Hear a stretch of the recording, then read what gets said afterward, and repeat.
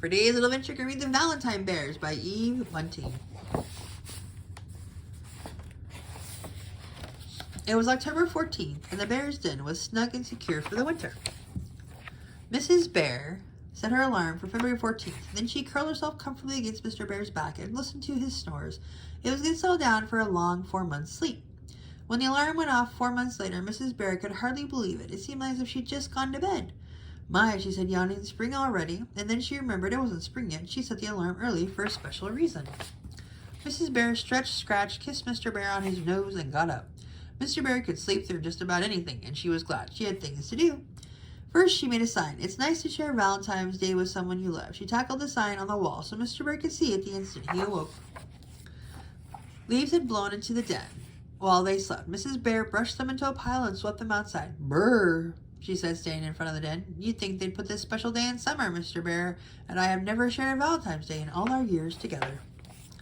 Mrs. Bear dug up the honey pot she'd buried in the fall. She pawed off the lid and smiled. It was fruity and rich and smelled of summer, just the way Mr. Bear liked it. Mrs. Bear carried the pot inside and put it on the table next to the bowl of crunchy dried beetles and bugs. Crispy critters! How Mr. Bear loved crispy critters. She'd made 2 Valentine poems way back in summer. Now she got them out of a drawer. One said, red berries are red, blueberries are blue, turnips are sweet, and you are too. The other one said, your teeth are so sharp, your claws are so fine. Dear Mr. Bear, you are my Valentine. She couldn't decide which poem she liked best, so she decided to give them both to Mr. Bear. Mrs. Bear huddled herself deep in the coat and went outside again. Only crazy creatures would be out this early in the year, she muttered. The sun shone through the haze, pale as milk. Crows cawed in the white air. The arms of the trees scratched at the sky. Mrs. Bear clawed away at the ice on the top of the pond. She splashed water on her ears and muzzle. She leaked her head fur and took a long, cold drink. It was time to waken Mr. Bear. Mr. Bear's snores drifted from the den, and she smiled. Mr. Bear could sleep through just about anything. Mrs. Bear shook a shoulder. Time to get up, Mr. Bear. Snored Mr. Bear. Mrs. Bear shook harder. Wake up, Mr. Bear. Mr. Bear shrugged her away and turned his face to the wall. Just another 5 weeks, he begged. Mrs. Bear poked his back. Happy Valentine's Day. Mr. Bear curled himself into the fur ball. Oh, no, you don't. Mrs. Bear pulled Mr. Bear's ear until he uncurled himself.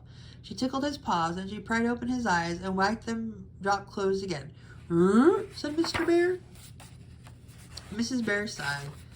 She took the empty berry can, snuggled deep in her coat, and went back outside. A wolverine slept safe in a hollow log. A deer drank from the pond. It stopped drinking and looked at Mrs. Bear with surprise as she filled the berry can. Mrs. Bear decided the bear had never seen a bear about so early. She carried the can of ice water inside. I'm sorry about this, Mr. Bear, she said, but you can't just keep on sleeping. This is a very special day. 1, 2, 3. Surprise! Mr. Bear shouted and sat straight up. It was a surprise, all right. Mrs. Bear jumped and the ice water splashed all over her. Mr. Bear hugged her. You thought I could sleep through just about anything, didn't you? He boomed. Well, I fooled you. Happy Valentine's Day. He pulled a box from under his pillow. I've had these here all along. Oh, Mr. Bear, chocolate-covered ants, my very favorite. Mr. Bear licked his lips. Mine, too. He admired the sign on the wall. Then Mrs. Bear ran for the poems, and Mr. Bear read them aloud. Dear Mr. Bear, you are my Valentine. That's lovely. His nose wrinkled. Is that fruity, rich summer honey I smell? Mrs. Bear smiled. Will you join me at the table? They sat together, sharing the Valentine treats, till shadows filled the den, and the bowl and the box and the honey pot were empty, and the special day was ended. And then they went to sleep again until spring. The end.